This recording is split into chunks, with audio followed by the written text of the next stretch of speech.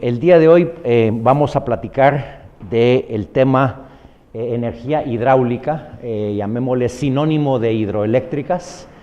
¿Qué es la energía hidráulica? Es la generación de la energía eléctrica utilizando hidroeléctricas, ni más ni menos, ¿verdad? Es así, muy directo. La energía hidráulica se origina en el ciclo de las lluvias, es decir, por la evaporación del agua. Por la radiación solar nos lleva el agua en forma de vapor hacia la parte alta de las zonas montañosas y de ahí vuelve a precipitarse en forma de lluvia, cae a los ríos, alimenta los ríos y de ahí tenemos ríos con caudal que está bajando por las cuencas, ¿verdad? Así es que se puede decir que la materia prima de la energía hidráulica es la radiación solar, ¿okay? y que pues gracias a Dios la tenemos de manera gratis para todo el planeta, ¿verdad? ¿Okay? Esta característica de la radiación solar y los grandes desniveles por los que recorren los ríos es especialmente significativa en lugares con que tienen abundantes lluvias y que tienen desniveles geográficos importantes. Nuestra patria, Guatemala, está bendecida con ambas cosas. Tenemos abundantes lluvias y abundantes desniveles geográficos, así es que tenemos un gran potencial hidroeléctrico. Platiquemos un poquito los conceptos básicos. ¿Cuáles son las ventajas y las desventajas de la generación de energía hidroeléctrica?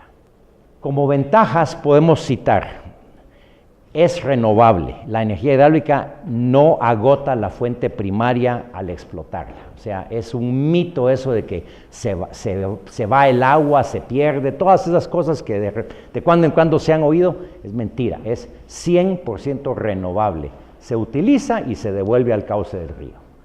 Es limpia. No introduce en su explotación ningún tipo de sustancia contaminante a las aguas de los ríos. Es más, en proyectos grandes, hasta los aceites y las grasas que se usan para darle lubricación a la maquinaria, hasta esos son especialmente utilizados para que no contaminen las fuentes de agua, ¿verdad? Así es que es totalmente limpia. No se consume el agua, es lo mismo que ya dijimos en la primera, se utiliza y regresa al cauce natural. Son de larga duración. Las obras civiles que se ejecutan tienen una larga duración o vida útil. Aquí en Guatemala podemos mencionar los proyectos como la hidroeléctrica de Palín, que es de los 1920, o sea, ya casi cumple los 100 años. No está funcionando en este momento. Hay una hidroeléctrica, El Baúl, en el ingenio del mismo nombre, que la conozco. Todavía opera de unos 80 kilovatios pues, de potencia. Hay varias en el país, pues así y hay muchísimas en las fincas, proyectitos de decenas o de cientos de kilowatts que están en operación desde los años 20 y 30. O sea, es de larga duración, una vez se construyen y se planifican bien. Otra ventaja es que puede combinarse con otros beneficios, tales como el control de inundaciones, el riego y el suministro de agua de consumo, navegación y turismo. En nuestro medio, lamentablemente, no se ha utilizado los últimos dos puntos, que es la navegación y turismo, porque de hecho solo tenemos un cuerpo de agua grande, que es el embalse de Chixoy, pues, que pudiera tener algún uso adicional de estos y no se usa para tal propósito, pero esto es de lo más común en otros países del mundo, ¿verdad? Combinarlo con otros beneficios para la humanidad. Este tema me encanta resaltarlo y por eso pongo la flecha ahí. Tiene la característica de que este es el sistema que es más fácil de controlar, quiere decir, para arrancarse o detenerse. En consecuencia, es porque en minutos ustedes arrancan una hidroeléctrica, se abre la compuerta que suelta el agua y arranca la máquina en cosa de segundos o máximo 1 minuto o 2 minutos. Entonces, esta es la forma más cercana que existe para la humanidad en la actualidad para almacenar la energía. Hay proyectos de almacenar en grandes bancos de baterías y todas esas cosas, pero en la actualidad no son comercialmente viables.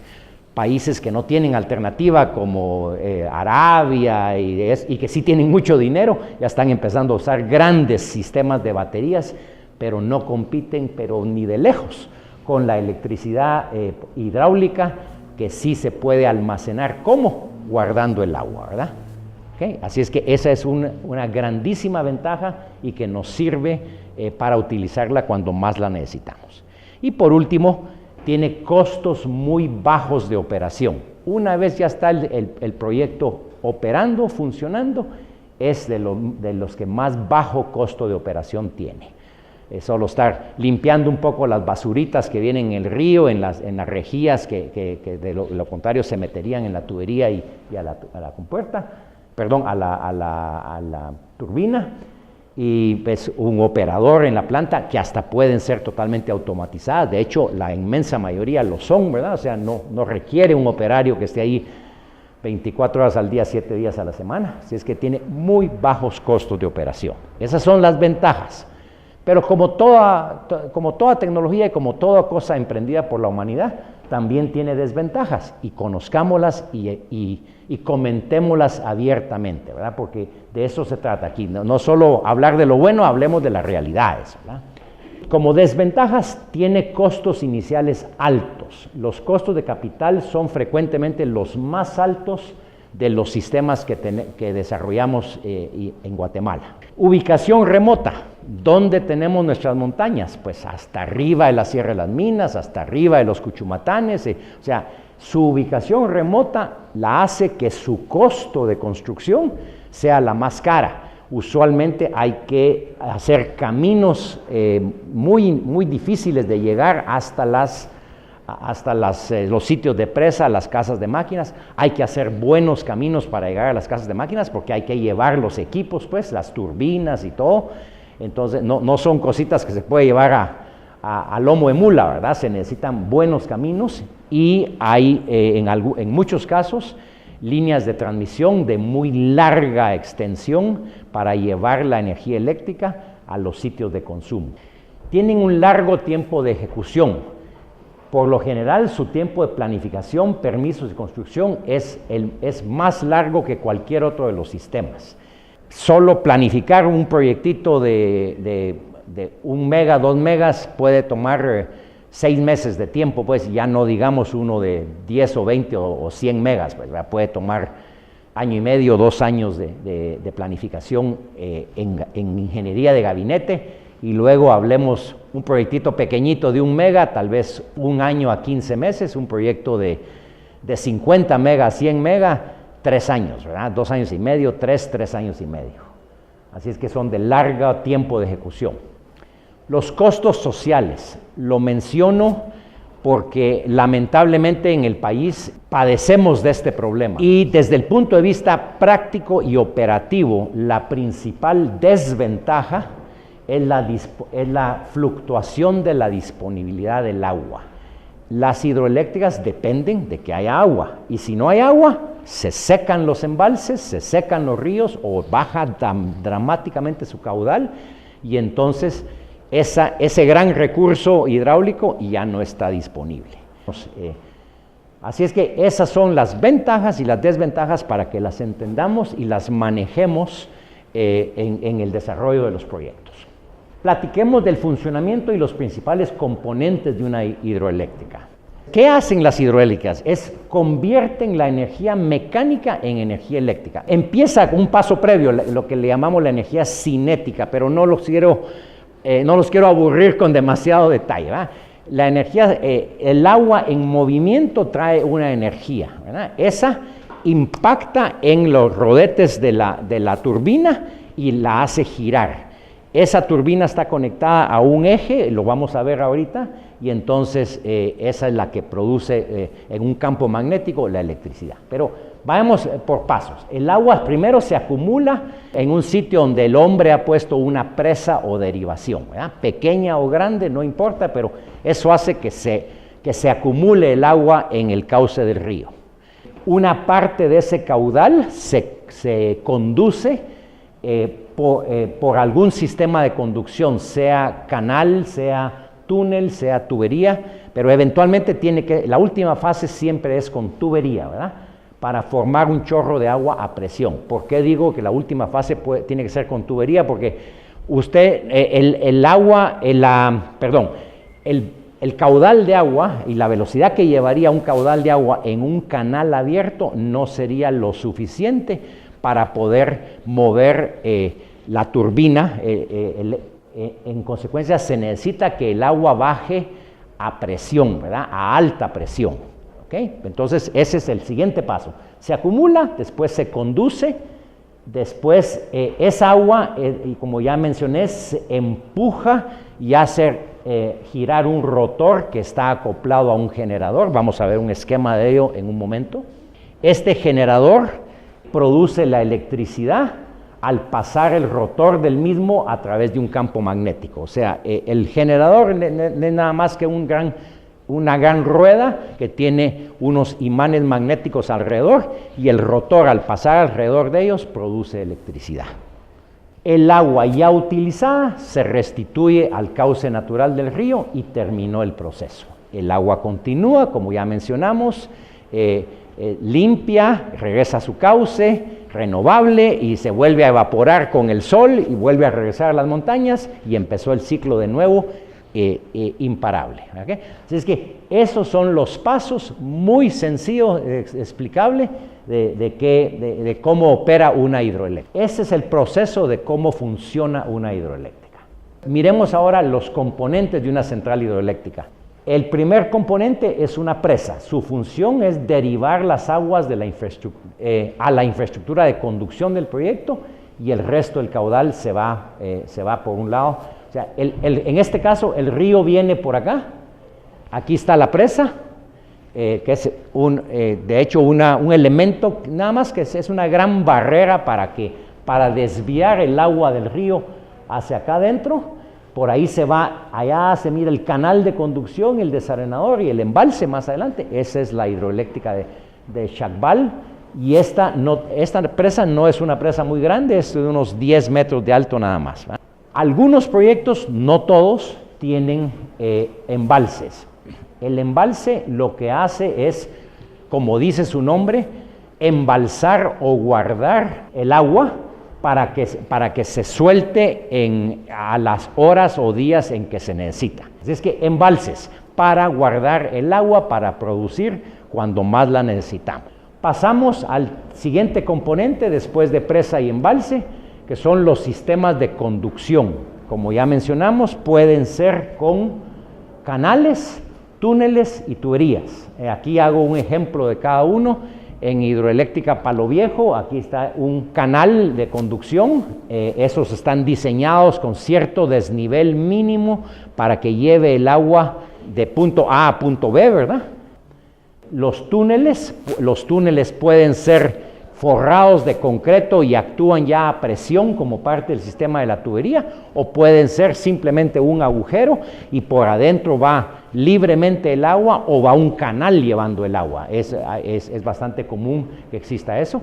Y por último, el último tramo, y usualmente es donde está la principal caída, ¿verdad? Está la tubería de presión. Esa que estoy mostrando ahí es de la hidroeléctrica Los Esclavos y tiene 3 metros de diámetro. O sea, 3 metros es la altura de este cuarto, pues, de diámetro. Hay otras más grandes y la inmensa mayoría en los proyectos pequeños son más pequeñas, ¿verdad? Tuberías de 1 metro de diámetro aproximadamente, muchísimas de las de proyectos de 1 a 5 megawatts, ¿verdad?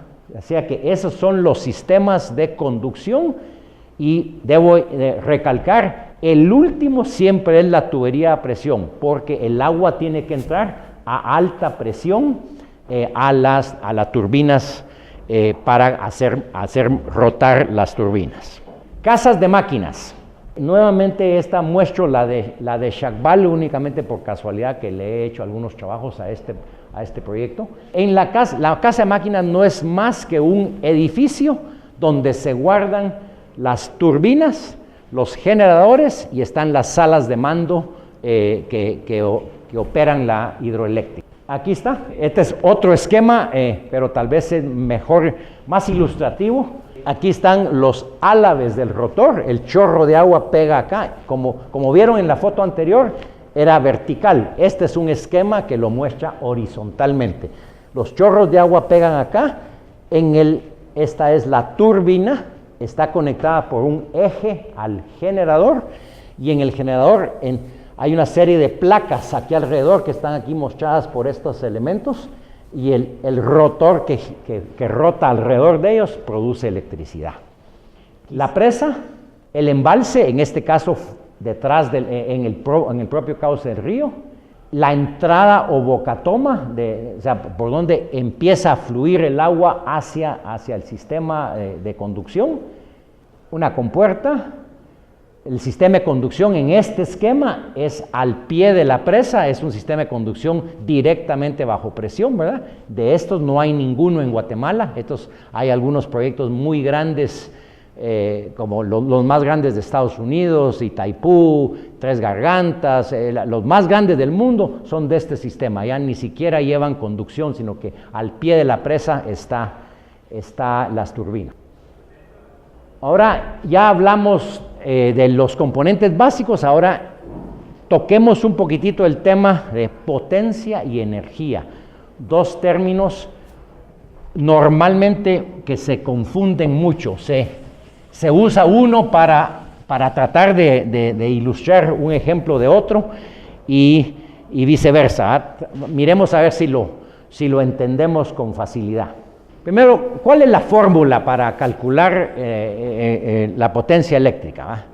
Es muy sencilla realmente. Es una fórmula que está dada por el caudal, que es la cantidad de agua disponible en el río pasando por un punto en un periodo de tiempo. O sea, cuántos litros por segundo o metros cúbicos por segundo de agua pasan por cierto punto. Y la caída, que es la diferencia de altura de un punto, del punto donde se captó el agua al punto donde entra a las turbinas, ¿verdad? Esos son los dos elementos. La caída desde donde se mide, esto es importante. Si aquí está la presa y nos vamos en un canal de conducción, un poquito como hidroeléctrica Pasadien es un ejemplo de esto, tiene como 5 kilómetros de recorrido acá, en canal y túneles. Y aquí tiene su cámara de carga, donde carga el agua a la tubería de presión, y aquí tiene sus 500 y pico metros de caída. Caudal Q tiene como 3,5 metros cúbicos por segundo. H tiene 500 metros, ¿verdad? Pero la caída, esta diferencia de altura, se mide desde el punto acá. Aquí está la casita de máquinas, aquí están los equipos. Se mide desde la altura del reservorio de agua, digamos, la cámara de carga donde se alimenta la tubería, hasta el eje de las máquinas en donde ingresó el agua. Esa es la altura medida en metros. Se descarta si aquí para acá, por conducirse 5 kilómetros con una pendiente del 1%, perdió 5 metros. Esos 5 metros no se toman en cuenta en la caída. Es nada más el punto a partir de donde la tubería, el agua está a presión. Ahora tratemos de entender la diferencia entre potencia y energía. La fórmula de la energía es la misma fórmula de la potencia, pero multiplicada por un periodo de tiempo. Y ese periodo de tiempo está expresado en horas. Ejemplo, supongamos que tenemos un proyecto que lo acabamos de mencionar, volvámoslo a escribir, que tiene Q por H por 0.7 algo por 981, y que aquí tenemos un H de 130 metros, un Q de 1 metro cúbico por segundo, y este da 7, y esto da aproximadamente, y bueno, para hacer lo mismo 100 kilowatts, digamos que son 13 metros, no 130, ¿eh? 13 por 1 por 0.7, ¿estoy bien en mi aritmética? Sí, 13 por 1 por T da 100 kilowatts, ¿eh? Potencia en kilowatts, 100 kilowatts. Pero ese proyecto lo ponemos a producir durante 10 horas, ¿qué produjo? 100 por 10 produjo 1000 kilowatt hora. Durante 10 horas produjo 100 kilowatts. Ok, un último paso de la energía. ¿Cuánto tiempo tiene la energía eléctrica hidráulica de existir? El primer proyecto, en la primera central hidráulica, o sea, hidroeléctrica en el mundo, estaba cerca de las cataratas del Niágara en los Estados Unidos en 1881. O sea que resten 2015 a 1881, tenemos 130 y pico de años de tener energía eléctrica hidráulica. Al día de hoy es la fuente de producción de energía renovable más utilizada en el mundo y produce el 16% de toda la energía del mundo. Aquí estoy incluyendo las plantas nucleares, las plantas de carbón, que son de gran uso en otras partes del mundo, pues, pero el 16% de toda la energía eléctrica del mundo la producen las hidroeléctricas.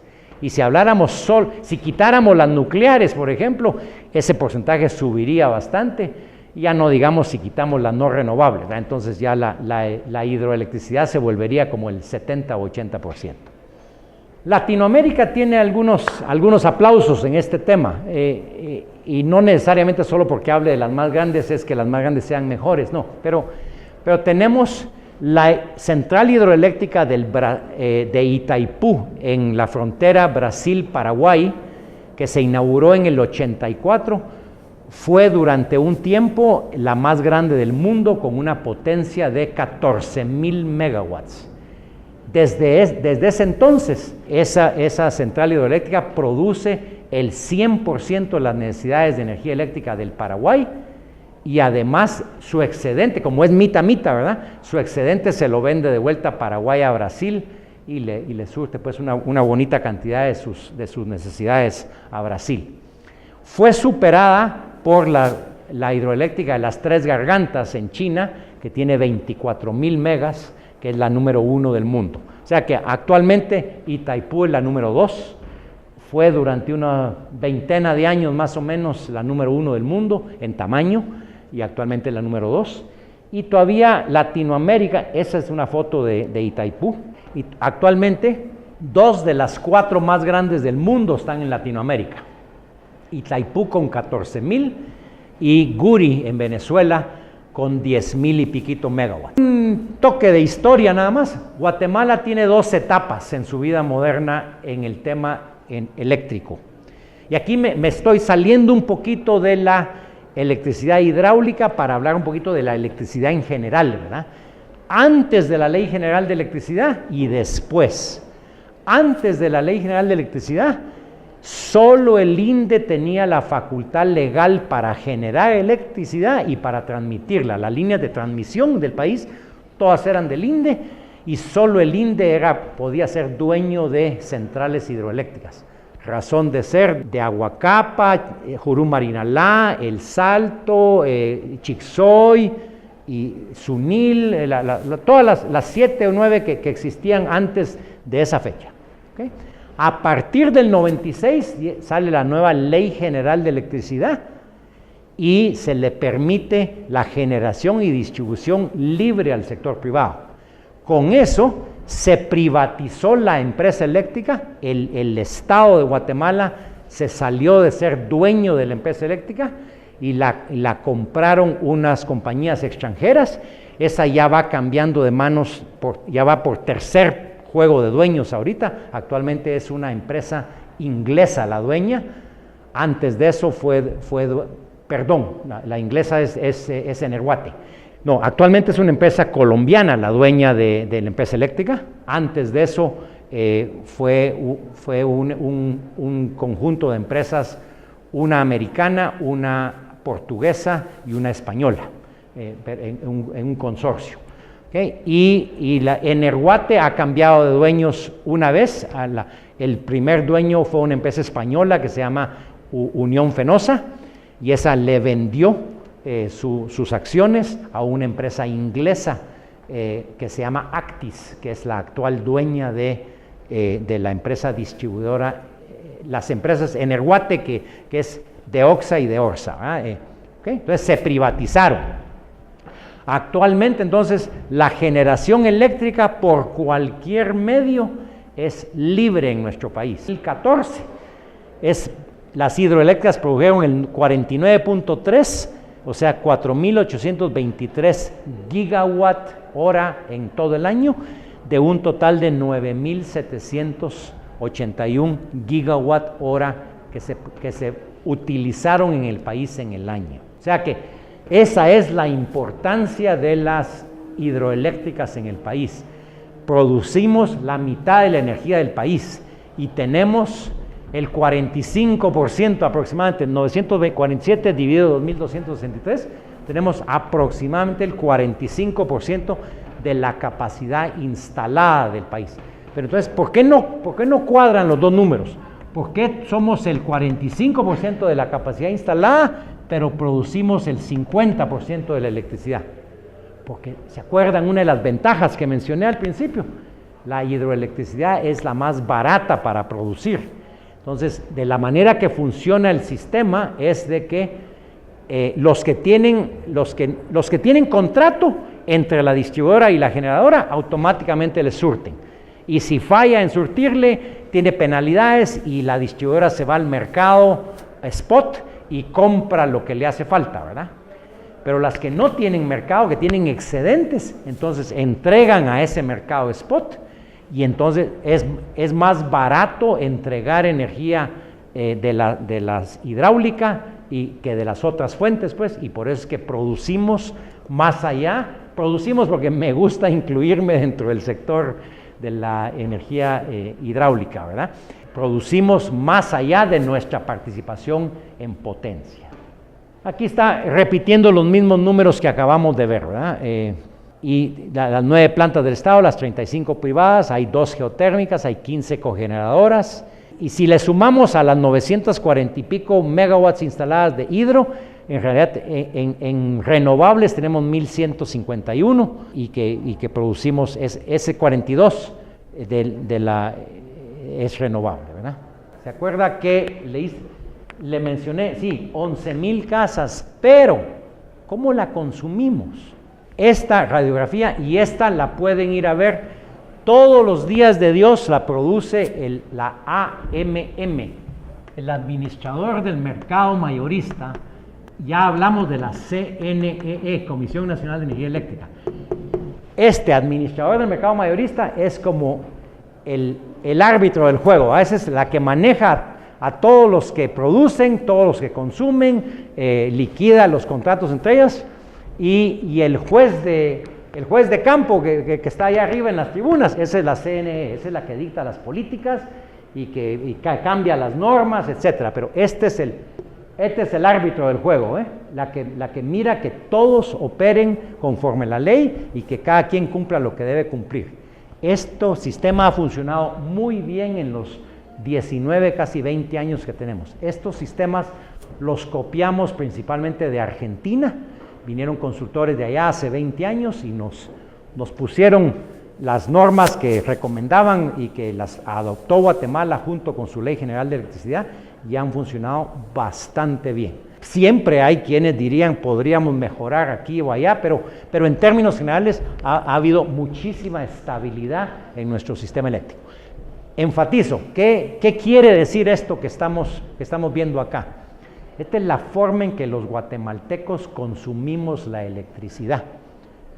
En las horas diurnas de 6 de la mañana a 6 de la tarde, nos estabilizamos alrededor de 1.300 megawatts de cada hora de consumo. Pues empezamos a las 6 de la mañana en 1.000, a las 10 de la mañana ya vamos por 1.200 y nos quedamos por ahí entre 1.200 y 1.300 megawatts de consumo cada hora de las horas diurnas.